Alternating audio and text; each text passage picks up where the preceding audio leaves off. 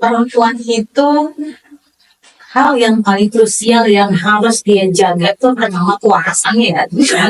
Jadi seorang ibu, seorang perempuan ini itu harus pertama menjaga kuasanya. Kedua, perempuan Hindu harus bahagia. Pendidikan tinggi nih yang menjalankan apa yang sudah kita dapatkan di dalam pendidikan terus kita aplikasikan dan tentunya itu untuk memudahkan kita menjalankan kehidupan sehari-hari. Kajian dia masih ya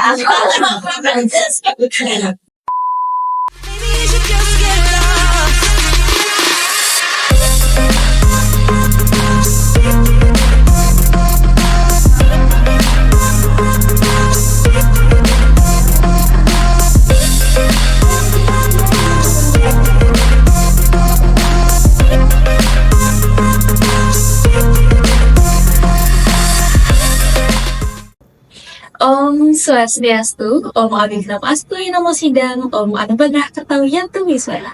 Semoga pikiran yang baik datang dari segala penjuru. Halo pemirsa setia dimanapun berada, selamat datang di podcast Suara Seperti Wacana Rahita.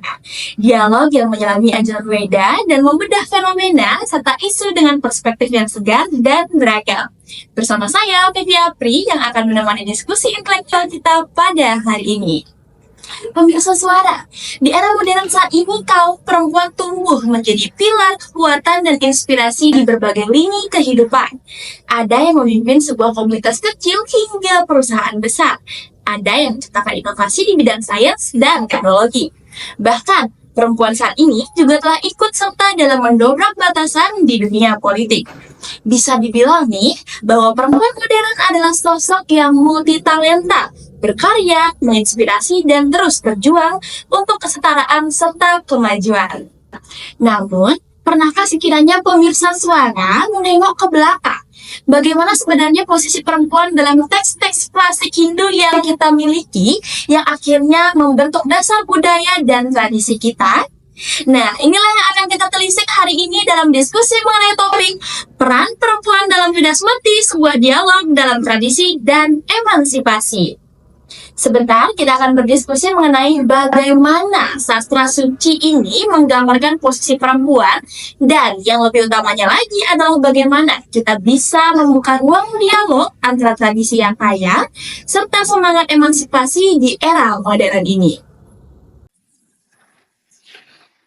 Nah, pemirsa Suara, untuk membahas topik ini saya tidak sendiri nih, karena saat ini saya sudah kedatangan dua narasumber yang cantik-cantik. Jadi mari kita sapa dulu. Di sini sudah ada Ibu Dr. Loenka M. Vivianti, PNE, FPDH, MPDH. Halo Bu Eka, jadi Bu Eka ini merupakan dosen pendidikan agama Hindu, sekaligus ketua program studi pendidikan agama Hindu IAHN Kedokteran Singaraja yang pada hari ini menjadi narasumber pertama kita. Kemudian di sebelahnya lagi ada Ibu Putu Cita Ardiani S.Phil, MPD. Jadi Ibu Cita merupakan dosen di Prodi Pendidikan Seni Budaya dan juga Keagamaan IAHN Kedokteran Singaraja. Jadi selamat siang Bu Eka dan juga Bu Cita. Terima kasih sudah menyempatkan waktunya untuk mengisi podcast kita pada hari ini. Mungkin bisa say hi dulu untuk pemirsa Suara yang ada di rumah yang nantinya akan menonton video podcast kita ya. Halo. Jadi santai aja dulu ya, karena kita dialognya diskusi ringan, jadi tidak pegang-pegang gitu.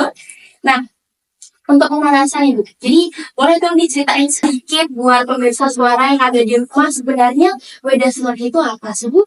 Dan mengapa kita perlu banget nih untuk menengok lagi sastra-sastra suci kita yang kita miliki dalam agama Hindu ya, khususnya yang memang bercerita tentang perempuan, terutama di tengah masyarakat Hindu yang kaya akan tradisi. Mungkin bisa dijawab oleh Saya dulu. Oke, pertama-tama kita perlu dipahami Veda Smriti itu adalah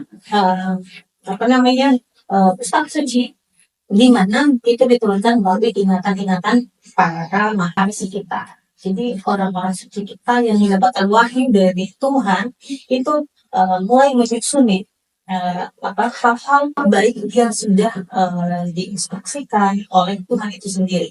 Nah, itu yang perlu kita pahami terlebih dahulu. Kemudian yang kedua, kenapa penting banget nih kita mempelajari Weda Smriti gitu ya kayak gitu.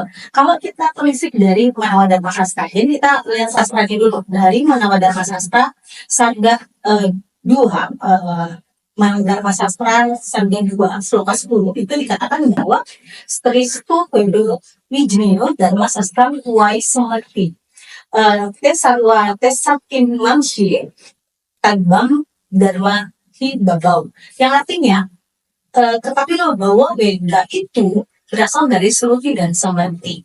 Jadi Weda Sluti dan Samanti ini merupakan pustaka suci Weda yang tidak perlu lagi diragukan tentangnya.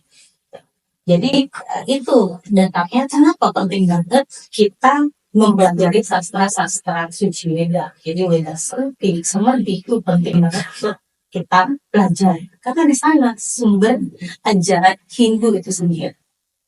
Tapi, jadi tadi kan ibunya juga sudah menjelaskan ya apa itu Weda Smriti gitu. Nah sekarang mungkin pemirsa suara juga ingin bertanya gitu. Jadi kenapa sih kita perlu untuk mempelajari, dan khususnya ini tentang perempuan? Ada nggak sih Weda Smriti atau budi sloka tersebut yang memang relate gitu dengan perempuan yang terutama ya di tengah masyarakat ini yang kayak agak bisnis seperti itu?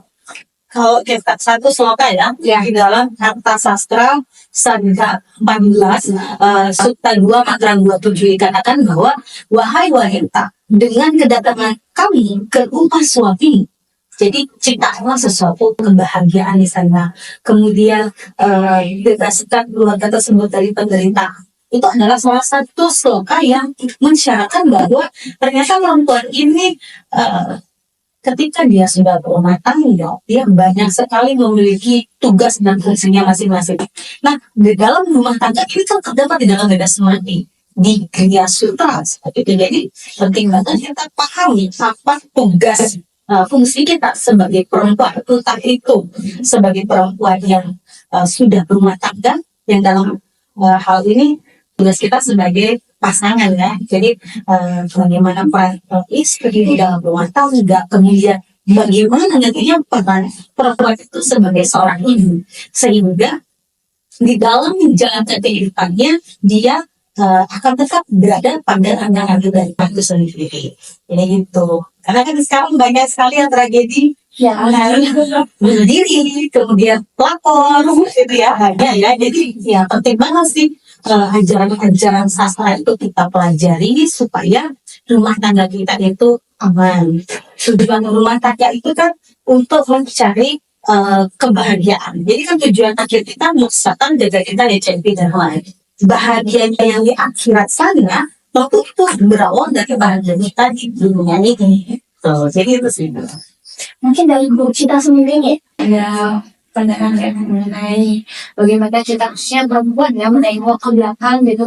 Dan agama kita punya nih sastra-sastra yang memang khususnya ya di Seloki itu yang berbicara tentang perempuan, dan kita harus bagaimana gitu. Terima kasih sebelumnya Bu Rita Idrin, dia masih single. Ya, mendeteksi kualitas single gitu ya. Oke, mungkin kalau berbicara mengenai Weda Smriti itu sudah lengkap ya Pak Ibu Eka, dan memang lengkap maksudnya Ibu Eka yang juga sudah memahami betul ya bagaimana Weda Smriti itu. Tapi mungkin di sini saya bisa memberikan penambahan sedikit dari perspektif saya dan apa yang saya pelajari sedikit mengenai Weda Smriti. Itu yang saya tahu, Weda Smriti itu merupakan turunan dari Weda Smriti kan itu mungkin. Nah, di Weda Smriti itu ada banyak sekali kitab-kitab yang membantu kita untuk medomani kita dalam menjalani kehidupan, entah itu dalam kehidupan politik, sosial, atau lagi, dan juga di dalamnya itu kita sebagai perempuan itu juga dibahas ya. Salah satu kita biarkan dengan kita itu adalah salah satunya kita membangun sastra. Nah, kenapa penting untuk kita menengok kembali antara ajaran suci agama kita khususnya mengenai perempuan? Yang pertama itu menurut saya adalah sejalan dengan apa yang dikatakan WGK, bahwa kita sebagai perempuan khususnya di Bali yang begitu kompleks dengan kewajiban, apalagi jika kita sudah naik ke status yang mengemban tugas sebagai seorang istri, ibu ya, seorang ibu, apalagi seorang menantu dan juga anak di dalam rumah itu sendiri, saya yakin pasti tugas dan kewajiban atau Dharma perempuan di Bali itu sangat luar biasa kompleksnya. Dan di sini pun kita sudah kehadiran salah satu ibu, seorang perempuan Bali yang sangat luar biasa ya. Kemudian saya kan juga seorang ibu sangat luar biasa. Tapi ibu sebagai seorang ibu rumah tangga merekam juga sekaligus menjadi wanita karir itu saya sangat luar biasa. Jadi penting sekali untuk kita melihat sastra suci itu untuk kita bisa boundaries diri kita, untuk bisa membatasi kita sebagai perempuan itu sebenarnya saudaranya itu seperti apa gitu. Apa sih kewajiban kita itu jadi seorang perempuan? Apakah kita harus meninggalkan kehidupan kita hanya untuk melayani seorang suami? Apakah seperti itu yang benar? Ataukah mungkin kita harus bisa menyeimbangkan kapan harus kita memikirkan diri kita sendiri, memberikan waktu untuk diri kita sendiri, ataupun kita memberikan waktu untuk melayani keluarga kita. Karena salah satu saudara kita, apabila kita nantinya menjadi seorang istri, walaupun saya belum ya menjadi seorang istri, tapi calon seorang istri ya, itu kan menjadi tanggung jawab yang penting juga dari kita. Kemudian kalau kita lihat sekarang di Bali, itu kan kita akan kaitannya dengan upacara. Ya, karena itu menjadi sesuatu hal yang penting. Menurut saya sekarang ini kenapa kita perlu juga meninjau nilai-nilai ajaran agama Hindu kita, itu supaya kita bisa menerima nih. Kira-kira kalau sekarang kita lihat kan, ibu-ibu zaman sekarang itu kan karena kebanyakan mereka juga menekat menjadi seorang wanita karir ya, pasti suka sesuatu yang simpel gitu. Kalau dulu mungkin kita lihat orang tua kita, ibu kita, nenek kita, sebelum hari raya Galungan itu seminggu sebelum itu kan pasti sudah repot ya, bikin baju kulit, bikin jajagina, dan itu bikin kan ya, yang mana itu membutuhkan waktu yang cukup lama untuk bikin itu. Sedangkan kalau kita sekarang lihat kebanyakan mungkin juga orang-orang di sekitar kita sebagai seorang ibu rumah tangga sekaligus sebagai ibu wanita karir, itu pasti butuh sesuatu yang simpel. Nah, biasanya kalau saya lihat sekarang suka hubungan itu kan banyak yang menggunakan kue Jawa ya, kalau istilah Balinya jajan apapun yang tak bikin sendiri itu namanya jajan Jawa kan ya. Jadi ekspor ya, karena kita bukan kita mereka jadi bilangnya jajan Jawa kan. Apakah penggunaan jajan seperti itu, adanya inovasi seperti itu juga sejalan dengan ajaran agama Hindu. Jadi hal-hal seperti itu yang perlu kita untuk tinjau kembali. Gitu. Mungkin itu sih yang bisa dari saya sampaikan dari perspektif saya. Nah, baik pemirsa suara tadi sudah dengar ya jawaban dari kedua narasumber kita. Jadi Bu Eka tadi sudah menyampaikan bahwasanya dari awal nih Weda Smrti dikatakan sebagai ingatan dari para maharsi. Jadi kitab-kitab yang memang disusun dari ingatan para maharsi. Kemudian dari Bu Cita sendiri mengatakan bahwasanya Weda Smrti itu kan turunan gitu dari Weda Smrti gitu. Dan juga dari pendapat kedua narasumber kita juga kita sudah belajar bahwasanya sastra-sastra suci Hindu yang kita miliki tersebut banyak loh yang memang membahas mengenai wanita di dalamnya itu. Jadi meliputi perannya entah itu di masyarakat, di keluarga maupun di lingkungan sekitar seperti itu. Nah, tadi juga sudah langsung ya menyambung daripada fenomena yang saat ini terjadi, dikatakan bahwasanya wanita sekarang tidak hanya figurnya sebagai seorang istri dan ibu, tapi juga merangkap nih menjadi wanita karir seperti itu. Nah, langsung saja kita menyambung ke pertanyaan selanjutnya nih, karena cukup menarik ya kalau misalnya kita bahas sekarang. Nah, kita beralih ke fenomena yang lebih kekinian nih Bung. Jadi akhir-akhir ini kan kita melihat banyak sekali perempuan Hindu yang berkarya, memimpin, bahkan mendobrak batasan di berbagai bidang, mulai dari politik, bisnis, seni, kemudian spiritual. Nah, menurut Ibu Eka dan juga Bu Cita, bagaimana semangat emansipasi ini kemudian sejalan atau justru bertentangan nih Bu dengan ekspektasi peran tradisional yang masih melekat pada perempuan Hindu khususnya seperti itu? Mungkin bisa dijawab dari Musika dulu deh, nanti baru berbeda sih. Terima kasih pertanyaannya ya. Jadi diskusi kita hari ini cukup membuat kita semakin bergairah ya. Semoga nanti bisa bikin kita panas ya.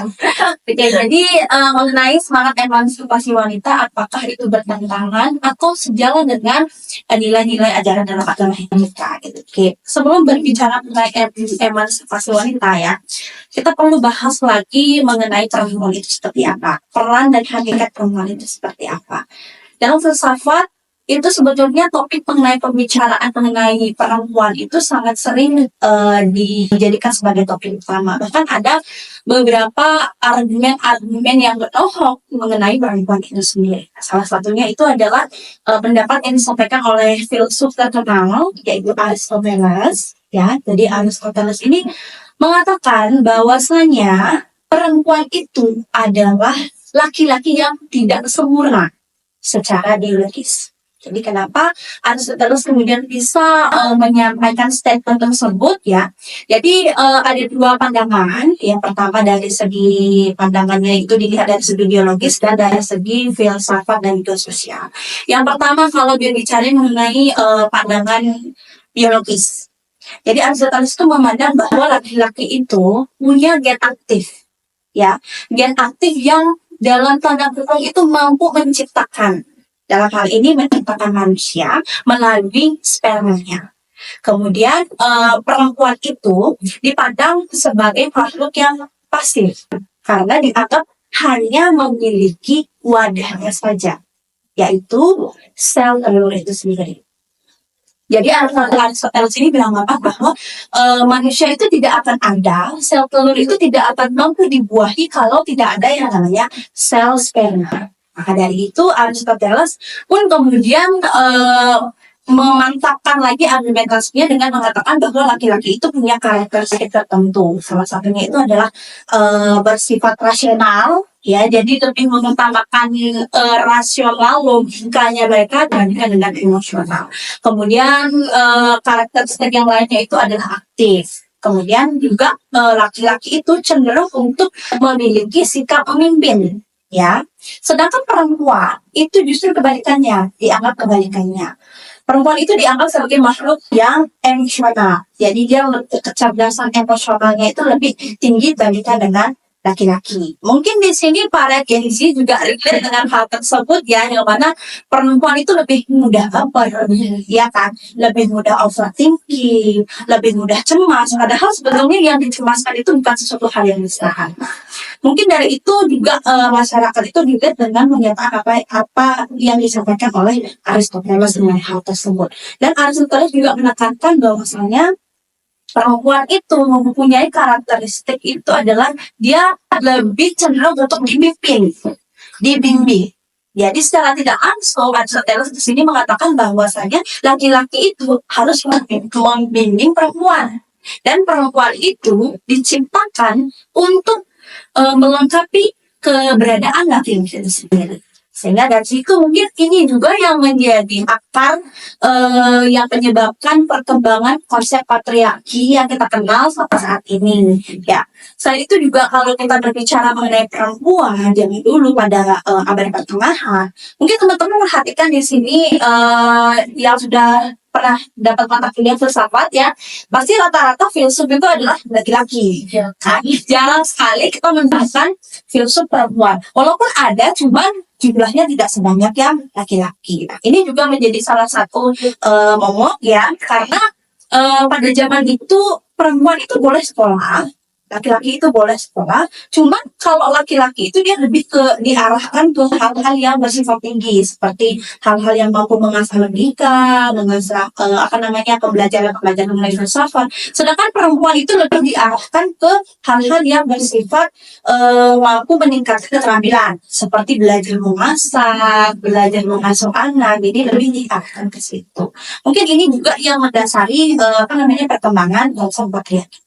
Nah, mengenai semangat emansipasi itu menurut saya sih bukan sesuatu yang bertentangan ya dengan ajaran agama Hindu, karena itu kan merupakan hak kita sebagai seorang perempuan, hak kita. Dan bahkan sekarang pun dengan Undang-Undang Republik Indonesia pun juga melindungi hak asasi manusia, terutama perempuan juga di dalamnya, untuk terutama kita di bidang pendidikan ya, memberikan kita kebebasan untuk mengenyam pendidikan itu sendiri. Walaupun sebetulnya kalau jangan dipikir perempuan tuh ngapain sih sekolah tinggi-tinggi, ujung-ujungnya hal enggak. Padahal sebetulnya di dapur pun dimanapun itu juga memerlukan pola pikir kan sebetulnya gitu.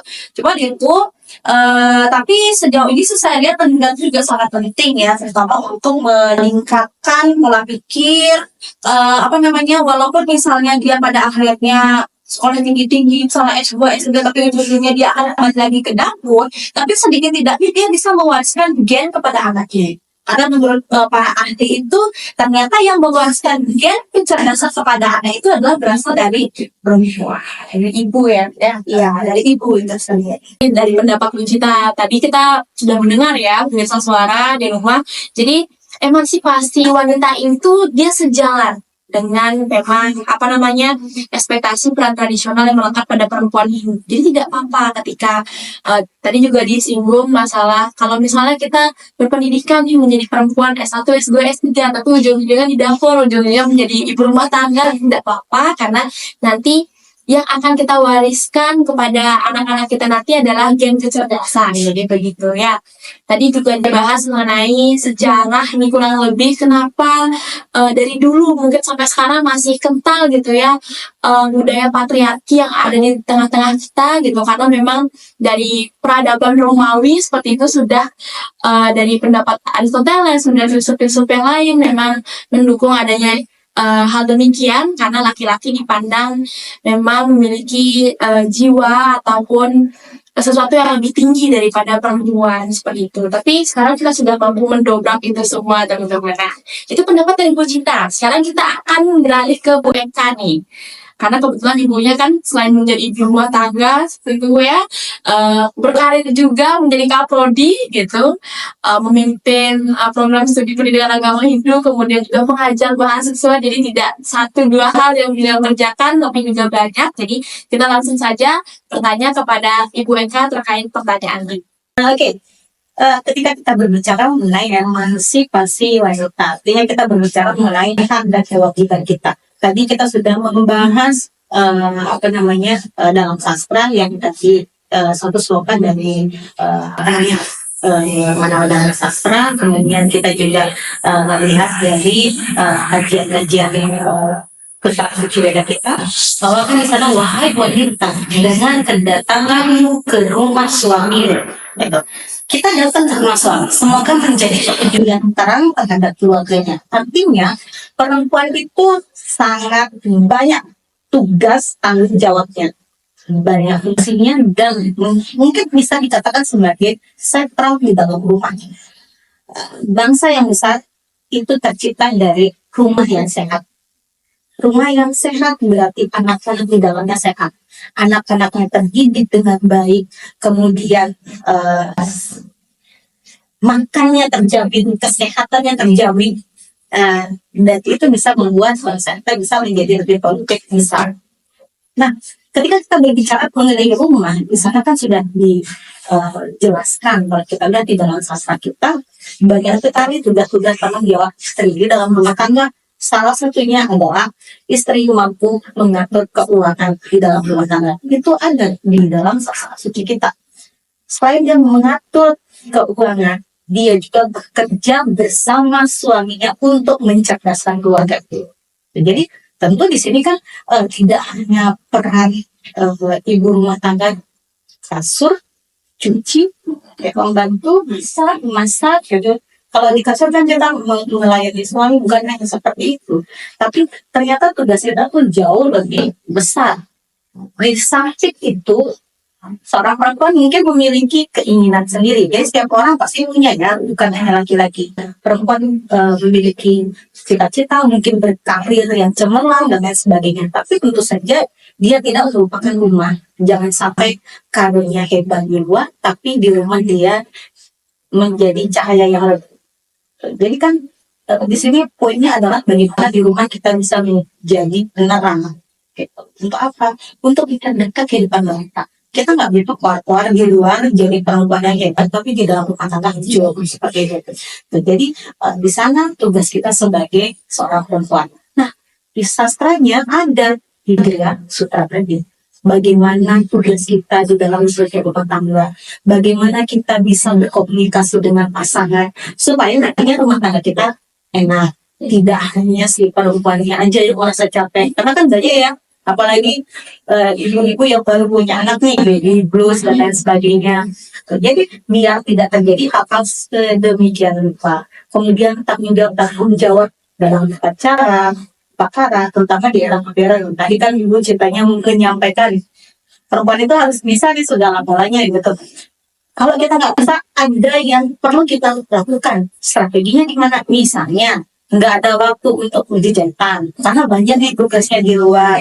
Oh, dia bisa beli. Beli pun tentu dia harus berpikir ini belinya memang benar-benar yang sesuai dengan standarisasi yang ada atau tidak.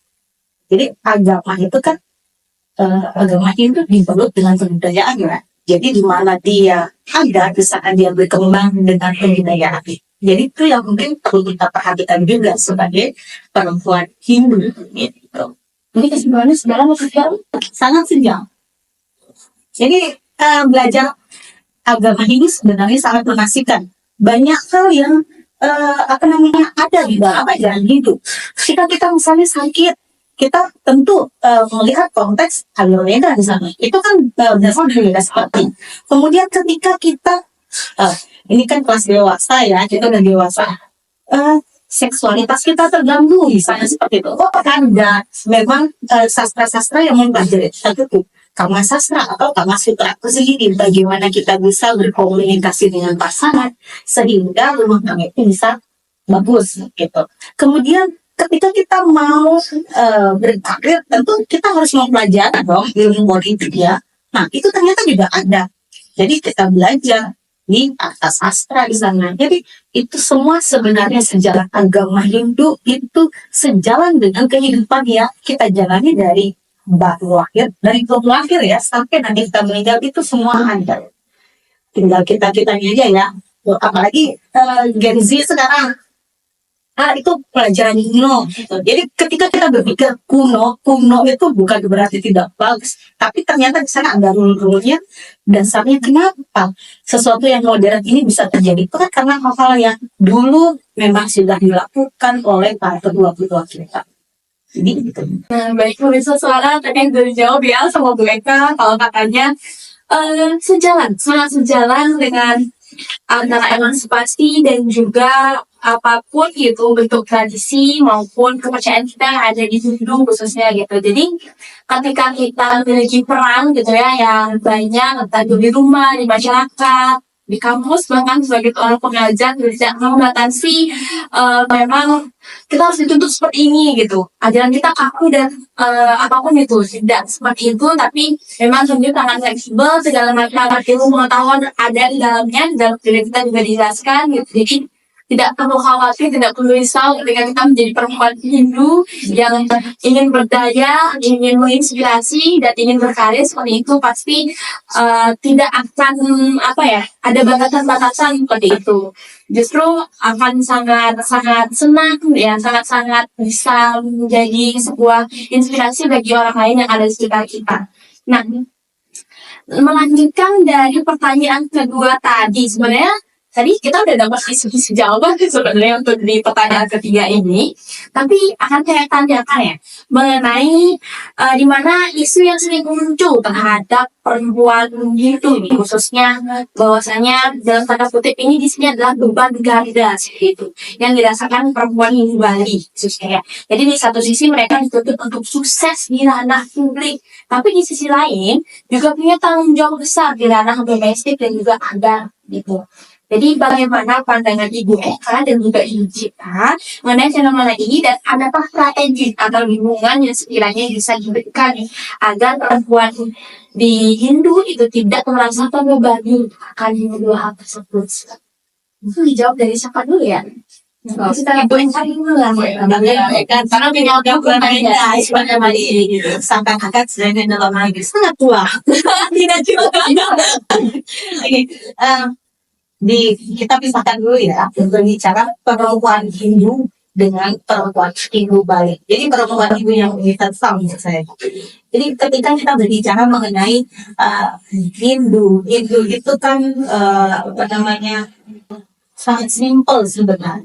Cuma kitanya bilang kadang-kadang maksudnya bagus untuk mempertahankan tradisi sehingga ajaran-ajaran tersebut tetap sesuai dengan pakem-pakem yang ada di tempat tersebut. Namun kalau kita berisik, bagaimana fleksibelnya hidup bisa kita lihat dari berbagai sisi. Contohnya, ketika kita mungkin mengambil dari satu sloka ya, apakah Guskon kalau yang juga dia merajati upah itu asami perintah mana. Jadi kalau kita nggak bisa pakai kemudian, ada kok sarana lain nih misalnya canang nih. Terang stok orang tua itu ada bunga, ada rupa, misalnya ada air, ada buah itu pun nggak harus banyak, tidak mesti buah itu dari luar negeri ya. Jadi itu semua salah satu bentuk bakti kita. Jadi orang yang berbakti adalah fakta. Penganut ajaran bakti adalah harus dia. Dan kalau kita lihat lagi dalam konteks itu, yang mana nih yang dikatakan sesuai, yang mana nih yang disukai oleh Tuhan gitu deh. Tuhan itu kan suka sesuatu yang ikhlas. Percuma nih kita punya banten yang besar banget, habis itu kita ngutangnya sana sini untuk upacara. Hanya lainnya gitu aja udah kita ngutangkan di kiri kanan kiri, yang ujung-ujungnya akan memperkeruh rumah tangga. Jadi kan ada cekcok misalnya karena nggak punya duit, harus memaksakan kehendak yang notabene-nya dianggap bahwa itu agama gitu. Dan sebetulnya itu ego. Iya ego itu kan kita sudah tahu di dalam ajaran sastra kita satvika kayatnya, rajasi kayatnya, dan tamasih kayatnya. Kita kan pengen di level yang tinggi gitu dan satvika kayatnya itu. Jadi dengan satvika bagaimana yang untuk ikhlas? Kalau nggak lulus percuma nih kita datang ke pura atau bersembahyang, pakaiannya mahal ya kan, baginya 300.000, kamu 500. Kamu tanya jemputan Paris. Kalau juga tasnya Jadi kalau total untuk satu kali ke pura omsetnya bisa 5 juta sih lebih. Dan itu kan sudah mulai dari ajaran ilmu kita. Jadi bagaimana kita tulis ikhlas? Apa yang ada itu yang kita maksimalkan. Kan Tuhan itu nggak minta karena kita sebagai manusia yang menyamaratakan bahwa Tuhan itu seperti ini. Jadi disamakan seperti manusia, dibuat senang dan lain sebagainya. Boleh nggak sih? Boleh kok. Memang sesuai, ada datanya dan sebagainya. Yang penting jangan hutang. Nah kembali lagi ke konteks ajaran hidup kita yang simpel tadi. Udah dengan cara yang penting nanti, yang penting berikhlas sampai kepada ini. Kalaupun nanti kita punya uang lebih, kita pakai yang lebih mewah, itu kan akan kembali ke kita. Ada prasada yang akan dimakan oleh orang yang membutuhkan. Gitu. Jadi kan ujung-ujungnya ke kita. Jangan sampai kita makan besar-besar tapi tidak bisa dimakan. Tuh, jadi kan bantuan yang terlalu tua dari 2 bulan, 3 bulan itu usianya. Habis itu ngomongan itu kakak jamuran, kan? Iya. Jangankan Tuhan, anjing pun kayaknya enggak mau tuh makan. Dan jadi perlu kita lihat ke sana juga. Jadi bagaimana sih sebenarnya konteks ajaran agama kita yang memang benar-benar sesuai dengan faktanya. Jangan sampai kita mengatakan hulu itu tidak ada sastranya, tidak ada sumber sastranya, dan itu juga sesuai dengan kehendak kita, keinginan kita. Jadi itu yang sebenarnya mengacaukan segala sesuatunya. Nah, kemudian terkait dengan Hindu Bali, umat Hindu Bali yang lekat dengan tradisi. Kenapa penting tradisi itu? Tradisi itu kan yang menjaga sebenarnya bagaimana ajaran itu tetap bertahan. Tapi kalau misalnya tradisi yang ada tergerus dengan perubahan zaman, tergerusnya bukan dia menuju habis, tapi dia mengikuti atau terlalu mengikuti modernisasi. Keboganya harus implementer, kalungnya harus seperti itu. Karena ada tradisi misalnya jadi harus selama tepat, sedangkan make up dan hair to on. Itu sekarang ya. Bagaimana dengan masyarakat kelas menengah? Kita berbicara kelas menengah ya, yang mungkin untuk makannya masih kurang, untuk pendidikan yang tidak cukup dan lain sebagainya. Jadi kita sebagai umat Hindu melogikakan yang memang cocok. tujuan kita supaya untuk apa? Mana yang lebih penting dirasakan kita atau kita memberikan pendidikan yang baik bagi generasi kita. Jadi kalau ada duit jalan-jalan deh ke panti gitu kan, dengan kita ke panti kita berbagi pengetahuan atau mungkin kalau punya duit lebih kita bisa memberikan sesuatu yang lebih buat mereka. Karena masih banyak hal yang perlu kita lakukan dibandingkan hanya kurang-kurang gitu. Jadi bukan berarti pacaran tidak boleh ya, saya garis bawahi pura-pura yang tidak berfaedah. Jadi kan ya mungkin ibu-ibu PKK mau yang yuk kita udah kelihatan lantai ini, jadinya ya coba apa gitu ya. Yang seperti itu yang mungkin kita perlu saring. Saya kira aman di rumah, nyaman juga di masyarakat. Itu untuk daerah lokalnya ya. Kemudian kalau dari pandangan kita sendiri gimana nih? Menanggapi fenomena beban ganda ini? Beban ganda ya. Oke, untuk beban ganda itu kan saya artikan sebagai seorang ibu rumah tangga dan sekaligus merangkap sebagai seorang wanita karir gitu ya.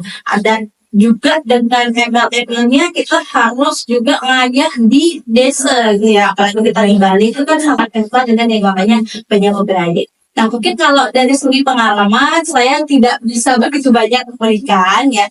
Cuma di sini yang menjadi salah satu inspirasi saya itu adalah ibu saya sendiri. Ya, ibu saya sendiri itu punya anak 5. Ya, dan saya anak yang terakhir. Jadi dari waktu kecil saya itu sudah diajak untuk ngarit. Ya, ngarit, tahu kan ngarit ya, jadi rumput ini fasilitas satu.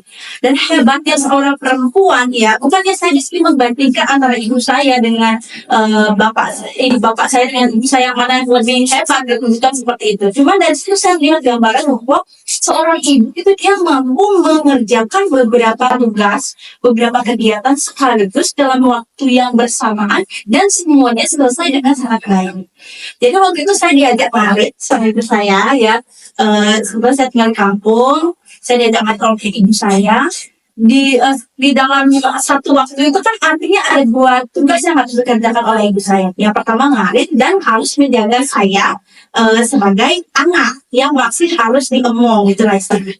Sedangkan kalau saya melihat bapak saya, dia itu tugasnya fokus hanya satu, ya. Kalau yang lain ya, betul. Nah, selain itu juga kalau kita lihat di khususnya hari-hari sebelum upacara besar ya, apalagi sebelum galungan itu orang tua kita terutama ibu itu sangat luar biasa sibuknya, mulai dari ke pasar sendiri bawa motor, beli perlengkapannya, kemudian bikin nyait lagi itu sendiri di rumah, tanding.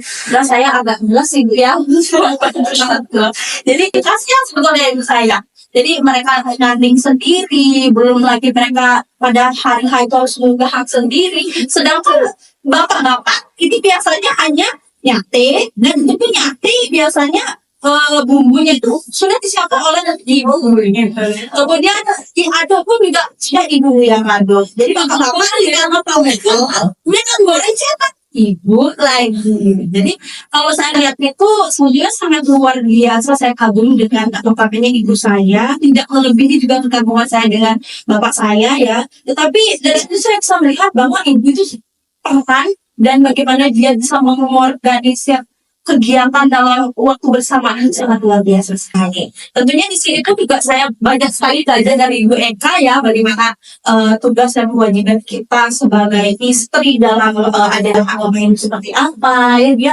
bagaimana kita bisa membatasi diri supaya nantinya kita akan bisa lagi menciptakan sebuah kesejahteraan dalam lingkungan itu. Seperti apa yang dikatakan oleh Bu Eka, itu menjadi catatan yang akan terus saya ingat sepanjang masa, dan itu juga menjadi bekal untuk saya nanti apabila saya menjadi seorang istri nanti.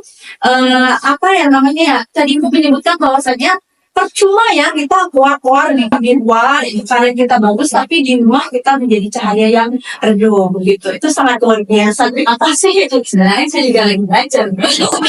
Tapi saya belajar dari ibu. Ini pas gerakan aku masih panjang ya itu. Jadi ya saling mengingatkan sebagai sama Pemirsa suara, tadi kita sudah dengar ya jawaban dari kedua narasumber kita mengenai bagaimana sih itu beban ganda yang memang sekarang menyoroti perempuan Hindu gitu. Khususnya tadi juga dari Hindu yang secara universal maupun yang di Bali gitu khususnya. Dari Bu Eka sendiri mengatakan kalau misalnya kita ada beban ganda gitu ya. Yang pertama perlu memang ada perenungan di keluarga itu sendiri gitu baru nanti keluar. Jadi seberapa kita mampu gitu untuk melakukannya di keluarga itu nanti baru di luar mungkin bisa berdasarkan hasil dari apa yang sedang kita renungkan dalam keluarga itu sendiri. Dan kemudian juga Ibu Cita tadi sudah menyampaikan mengenai bagaimana dia terinspirasi dari ibunya gitu ya. Jadi dikatakan kalau ibu tuh sosok yang sangat hebat dari di sini. Jadi beban ganda di sini bisa mungkin kita bisa ubah ya menjadi hal yang luar biasa gitu. Karena tidak hanya satu tanggung jawab yang dijalani, tapi 2, 3 bahkan lebih seperti itu. Jadi perempuan bisa dikatakan adalah sosok yang luar biasa sekali di sini begitu. Nah, sekarang kita menyambung ke pertanyaan selanjutnya nih, Desa Suara. Jadi menurut ibu-ibu yang ada di sini, jadi peran yang paling krusial bagi perempuan Hindu nih, khususnya yang berpendidikan tinggi, karena kebetulan kan para sobat kita berdua ini adalah dua orang akademisi ya begitu gitu. Jadi dalam menjaga sekaligus memperbarui tradisi agar kita itu tetap relevan dan inklusif di masa depan. Jadi bagaimana kita selaku perempuan Hindu itu dapat menjadi agen perubahan atau agent of change gitu ya, tanpa harus melawan akan budaya yang kita miliki seperti itu. Jadi sebentar kita akan mendengar jawaban dari Ibu Cita terlebih dahulu, kemudian baru ke Ibu Eka. Oke, terima kasih Ibu ya. Berbicara mengenai peran krusial wanita, utamanya bagi kita yang berpendidikan tinggi ya, tentu ini menjadi tanggung jawab kita bersama ya sebagai seorang akademisi. Ya. Mungkin yang paling krusial menurut saya adalah orang kita sebagai seorang perempuan yang berpendidikan tinggi itu kita harus bisa meng-cross check lagi ya, menganalisis lagi, mendalami lagi sebetulnya apa yang sudah kita jalankan sehari-hari sebagai seorang perempuan, entah itu sebagai seorang anak, sebagai seorang istri, sebagai seorang ibu, apakah itu sudah sejalan dengan sastra-sastra suci kita? Misalnya, kita ambil contoh satu di UPKD di Banten. Seperti apa kita sudah bahas tadi ya Bu ya, mengenai bagaimana komponen-komponen dalam Banten itu. Apakah sebetulnya ketika kita ganti komponen-komponen yang bisa kita bilang apa namanya ya dengan metode-metode yang tradisional ataupun komponen-komponen yang tradisional itu boleh kita ganti dengan sesuatu yang lebih modern. Misalnya dari segi gadget, kemudian kalau sekarang kan kita lihat paling kan kalau bikin kebogan itu pasti yang harus ada itu adalah Holland Bakery ya. Oke, maaf saya merek. Tapi biasanya merek-merek seperti itu yang menjadi salah satu hal yang membuat kepuasan tersendiri bagi mereka yang mengkonsumsinya. Dan kalau misalnya itu dikaji ke dalam apa namanya sastra-sastra suci dan khususnya takwa itu sendiri, apakah itu sebetulnya diperbolehkan ataupun tidak? Jadi itu yang perlu dikaji. Kemudian setelah dikaji, disuarakan ya. Kalau kita sekarang kan sudah berada di zaman teknologi yang super canggih, apalagi adik-adik ini kan memang bisa dibilang lahir dari teknologi itu sendiri. Jadi kita perlu untuk menyuarakan kebenaran-kebenaran seperti itu agar kita sesama generasi yang ibaratnya masih belajar itu masih meraba-raba mengenai budaya, mengenai ajaran-ajaran, mengenai apa namanya upacara dan lain sebagainya itu patut untuk disuarakan supaya lebih banyak orang tahu mengenai kebenaran tersebut. Kemudian apa yang bisa kita lakukan sebagai seorang perempuan yang berpendidikan tinggi, utamanya kita hidup di dunia teknologi yang sangat luar biasa canggih ya, mungkin kita bisa membuat satu forum atau satu apa ya namanya perkumpulan seperti paguyuban gitu. Kita bikin salah satu apa namanya di paguyuban itu kita bisa sharing mengenai apa namanya ya, kalau dibilang resep, kalau makanan kayak berresep ya. Jadi kalau di Banten itu tutorial ya, jadi tutorial membuat Banten itu seperti apa. Jadi kalau misalnya kita sebagai ibu Gen Z ini ya, kita kan tidak paham ya mengenai seperti hal itu. Mungkin di paguyuban itu kita bisa search ya, mungkin bisa saling apa namanya ya tanya jawab dengan ibu-ibu yang lain itu. Ini sih bagaimana ya caranya bikin data Kejati, komponen-komponen apa saja yang bisa kita siapkan itu kan bisa bermanfaat untuk kita sesama Gen Z gitu bisa. Kemudian kita juga bisa membuat apa namanya ya semacam marketplace ya untuk menjual produk-produk yang berkaitan dengan karir. Kan itu bisa lebih memudahkan kita. Apalagi notabene kita tuh sebagai seorang pengusaha dan apa namanya wanita karir yang suka sibuk gitu. Bagaimana kita caranya untuk mensiasati kesibukan tersebut dengan memanfaatkan teknologi yang seperti itu. Itu sih. Berarti krusialnya di sini adalah bagaimana kita memanfaatkan pendidikan tinggi nih. Menjalankan apa yang sudah kita dapatkan di dalam pendidikan terus kita aplikasikan dan tentunya itu untuk memudahkan kita menjalankan kehidupan sehari-hari.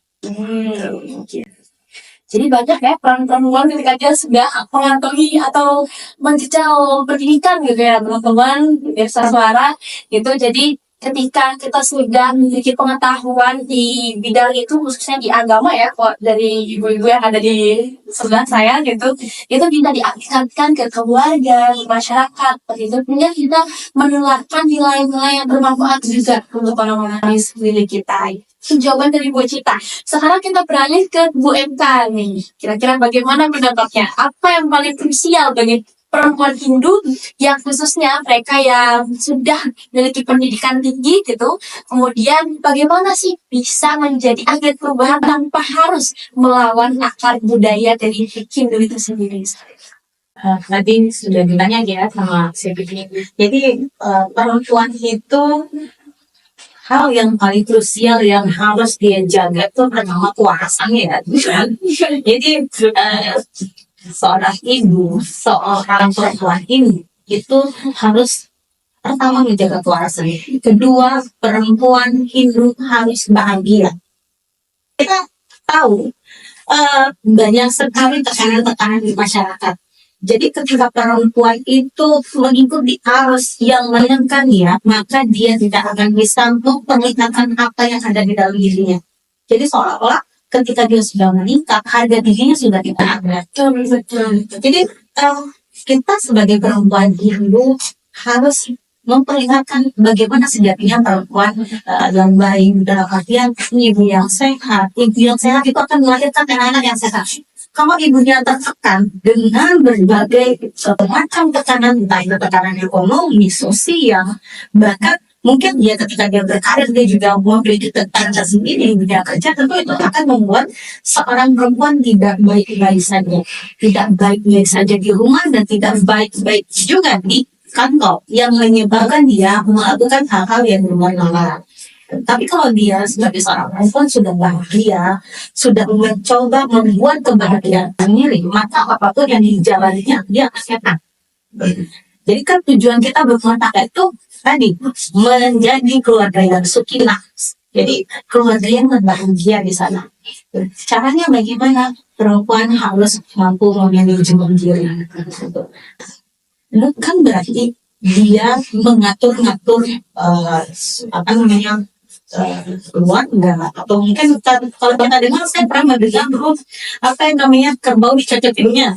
Jadi suami itu kalau membantu pada ekstrim jadi kan apa lagi bahasa kasarnya itu kayak pentang putih jadi bangun hal seperti itu adalah salah satu bentuk kerjasama bagaimana membuat keluarga itu waras gitu. Jadi kan bebannya tidak hanya di perempuan saja dan perempuan juga tidak perlu merasa bangga sekali kalau bisa melakukan semua hal.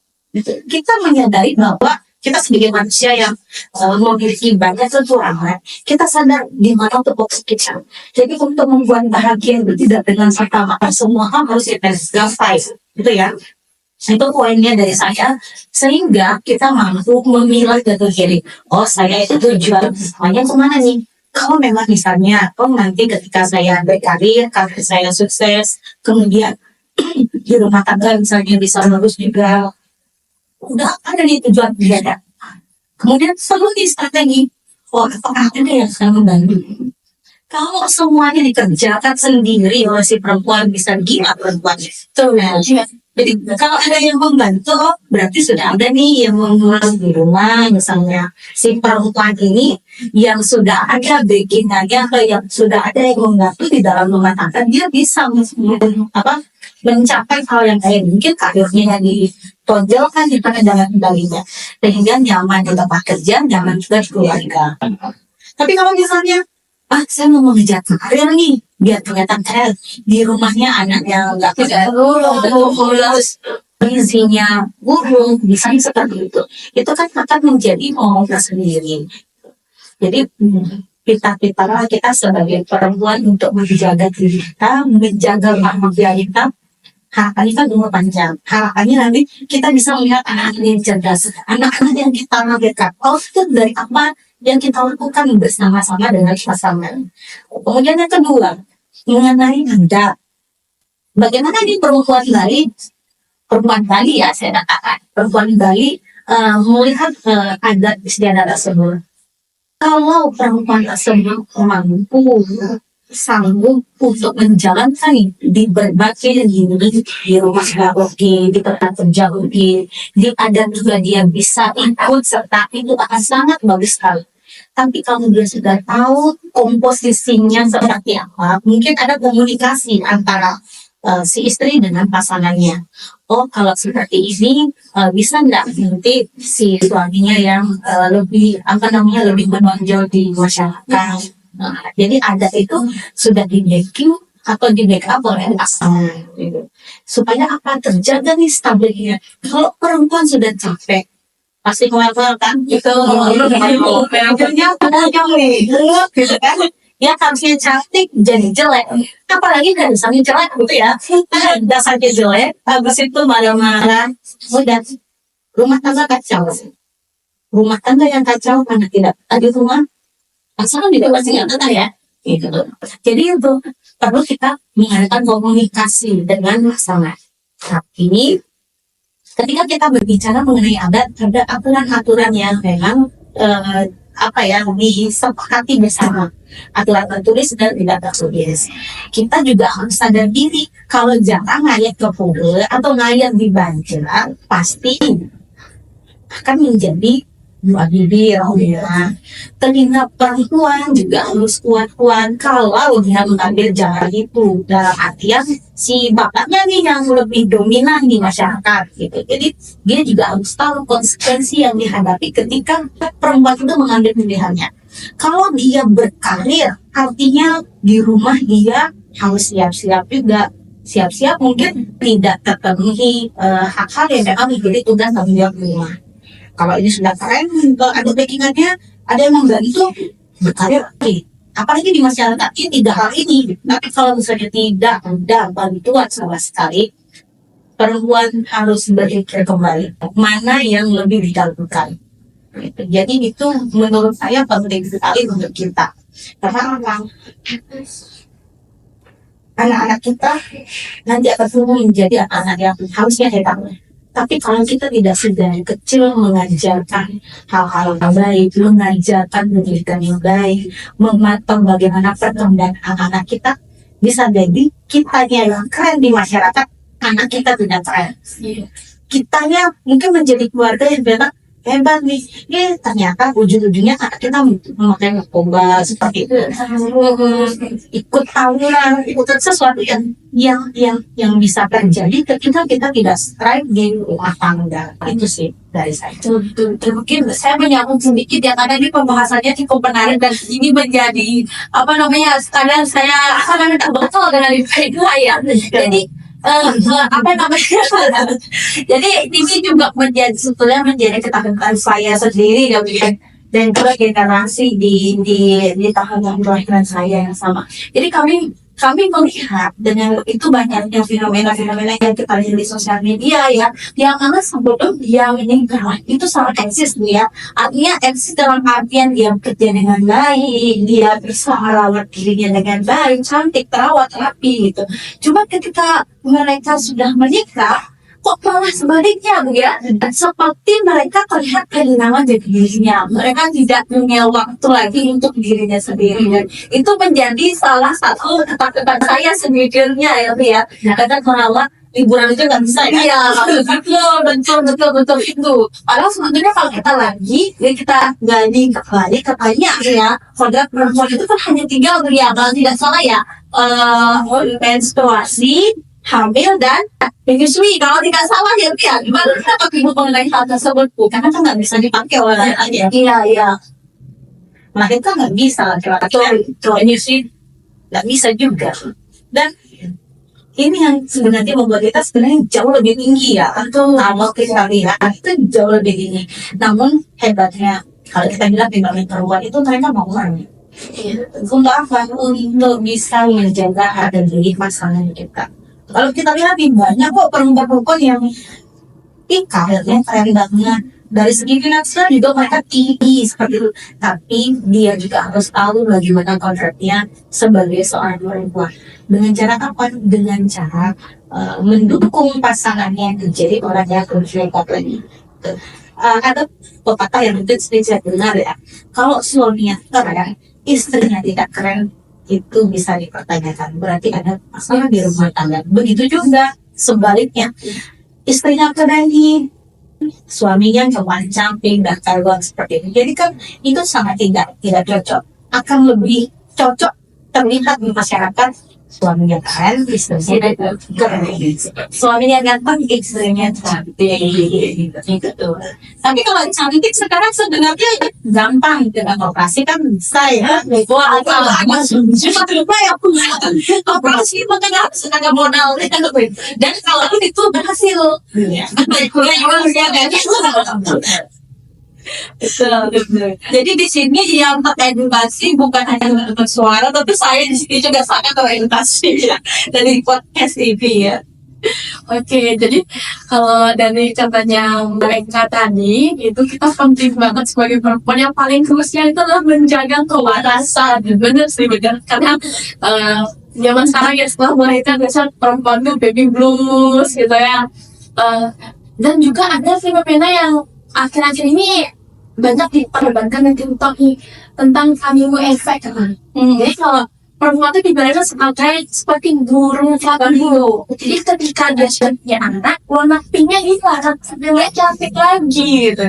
Jadi gimana sekarang kita menjadi perempuan yang berdaya itu adalah ketika di lingkungan keluarga ya, kita bisa maksimal, di luar juga maksimal, sehingga kecantikannya tidak hanya di dalam di keluarga tapi juga di luar di masyarakat, tidak hanya dalam diri sendiri tapi juga bisa tetap terpancar untuk lingkungan sekitar seperti itu. Jadi luar biasa sekali ya jawaban tadi pada narasumber kita. Atau mungkin bisa ada fase-fasenya. Maksud saya gini, kalau perempuan yang baik dan saya katakan kan tidak hal ini penting banget di rumah, karir, dan masyarakat. Mungkin kita bisa memporsikannya secara sesuai dengan kebutuhan masing-masing. Tuh. Bagi yang baru nikah misalnya, atau dia baru punya anak seperti itu, mungkin porsi terbesarnya di rumah nunggu, prioritas utamanya di rumah, karirnya juga, karena kan karirnya akan berkaitan dengan ini semuanya berkaitan ya, tapi maksud saya karir dengan ekonomi di rumah tangga itu kan saling keterkaitan gitu. Jadi kalau memang misalnya ekonominya belum stabil, rumah tangga itu masih membentuk dirinya, belum stabil, ya saya yakin pasangan ini harus bekerja keras nih, nyari duit dulu nih, gitu. Karena apa? Beli popok, beli susu itu bisa pakai cinta tuh ya, jangan sampai jadi ada porsinya. Kemudian mungkin yang di masyarakatnya kita kurangi gitu. Dalam artian ya namanya ego, keinginan itu pasti ada ya. Oh, saya mau jadi ketua Anda, udah apa ya ketua IPKK ya. Kita kan menggerakkan di fase ini. Jadi, kita mungkin tidak angkatan dulu deh gitu. Nanti kalau misalnya anaknya udah gede, udah gampang diurus, aku sudah membentuk bunga seperti itu. Mungkin porsi yang kedua itu yang kita besarkan di sana. Karirnya oke, di masyarakat juga kita bisa ambil lebih baik. Gitu. Jadi kita bagaimana cara memporsikan diri sehingga tidak ujuk-ujuk baru lahir, baru kita menikah, ketiga hal ini kita ambil ya bisa, sangat bisa, tapi itu tentu akan menguras upahnya kita. Kita juga harus tahu konsekuensinya bagaimana. Gitu. Terlalu sibuk di karir, terlalu sibuk di masyarakat, ya berarti di keluarga kita akan berkurang. Gitu. Jadi kesibukan kita udah tambah, dan mungkin yang di keluarga kurang, apa pilihannya kita yang kurang. Jadi perlu kita mengkotak-kotakkan dulu yang mana porsi terbesar kita punya satu. Berarti jangan sampai ketika kita pengen memaksimalkan ketiganya malah jadi burn out kita yang aja gitu ya. Istilah Balinya kalau kita mau nangkap balang nggak bisa sekalian banyak ya, kita cuma nggak dapat semua kan. Bukan lingkup anak saja dengan dua aja. Tadi paling utama adalah menjaga keluarga seperti itu. Baik, terakhir deh Bu, terakhir. Jadi ada nggak sih pesan-pesan dari ibu dosen yang cantik ini buat para pemirsa suara di rumah nih tentang bagaimana kita harus terus menjadi perempuan Hindu ya di Bali nih ya, misalnya di Bali ya, cerdas, berdaya, spiritual, dan juga tetap bangga dengan identitas budaya kita di tengah laju modernisasi. Dari siapa dulu nih Jar? Ibu yang pertama wajib ya perempuan Hindu wajib bahagia, yang pertama. Kemudian yang kedua, perempuan itu jangan terlalu gengsi. Jadi ketika kita sudah tahap berumah tangga, saya berbicara berumah tangga, ada hal-hal yang mungkin perlu kita spare. Jangan ikut-ikutan dengan orang-orang yang mungkin berbeda level dengan kita. Kita pengen terlihat kaya, kita mengikuti nih arus circle kita, sehingga ujung-ujungnya kita tanah sini, atau mungkin kita mencari langkah yang tidak benar seperti itu juga akan sangat merugikan diri sendiri. Yang ketiga, kita harus percaya diri ya. Sebenarnya percaya diri di level 1 tadi harusnya seperti itu. Jadi banggalah kita sebagai seorang perempuan, banggalah kita sebagai seorang ibu, banggalah kita sebagai seorang wanita karir. Jadi bangga dengan diri kita sendiri. Tuh. Ngeluh wajar, perempuan itu mengeluh. Laki-laki pun pasti akan mengeluh ya, dengan mungkin saat aktivitas yang nggak punya. Tapi jangan sampai itu menjatuhkan kita, itu memadamkan diri kita. Jadi jadilah perempuan yang hebat. Yang perempuan yang hebat itu gimana? Kembali lagi ke pasal 1, perempuan yang bahagia. Jadi berbahagialah kita, apapun itu jalani dengan bahagia. Berarti untuk menjadi berdaya kita harus percaya diri dan juga bahagia. Itu beda. Kalau dari mencintai Bu gimana? Oke, setelah tadi Ibu Eka sudah menyampaikan 3 hal ya yang harus dimiliki oleh seorang perempuan Hindu Bali, yang pertama percaya diri Bu ya, kemudian bahagia, dan yang ketiga itu harus bisa menyesuaikan ego. Kalau dari saya, usahakan kalau bisa ya, perempuan Hindu di Bali itu harus berpendidikan, Bu Ge. Karena apa ya, pendidikan itu menjadi salah satu gerbang, menjadi salah satu pintu untuk membuka pola pikir kita supaya lebih terbuka lagi. Kalau misalnya teman-teman yang punya privilege untuk mengenyam pendidikan tanpa harus sendiri gitu ya cari uang untuk bayar SPP, dan itu sudah difasilitasi oleh orang tua, berbanggalah kalian, bersyukur kalian. Karena saya yakin dengan pendidikan itu seperti apa yang kita bahas di awal ya, walaupun nanti kita akhirnya tidak menjadi sesuatu yang kita idam-idamkan ya, tidak menjadi sesuatu hal yang hebat seperti mungkin kata hebat itu mungkin merujuk pada profesi-profesi yang kita yang tinggi seperti dokter ataupun dosen seperti kita. Ya, atau pilot ya, atau menjadi pilot, tapi setidaknya nanti yang akan teman-teman dapatkan itu adalah pola pikir yang lebih terbuka, yang lebih fleksibel, dan itu nanti yang akan teman-teman wariskan kepada generasi terus kita. Itu pendidikan pun kan nggak mesti kita harus di kader di luar ya. Tunggu saya kadang kan pemahaman kita terkait dengan wanita kader itu bekerja di luar, dapat job yang keren dan sebagainya. Justru karir di dalam rumah tangga itu kadang hampir tidak pernah terpikirkan. Padahal perempuan berkarir di rumah tangga itu luar biasa. Maksud saya gini, saya Jadi 24 jam tidak digaji dan tidak dipakai istirahat sebetulnya ya. Nah, ini itu benar-benar sebenarnya keren banget. Orang yang baru bangun masak, kemudian belum lagi dia harus ngurusin anak-anaknya, belum dia memikirkan ke suaminya nanti seperti apa dan lain sebagainya. Jadi itu kadang-kadang disepelekan.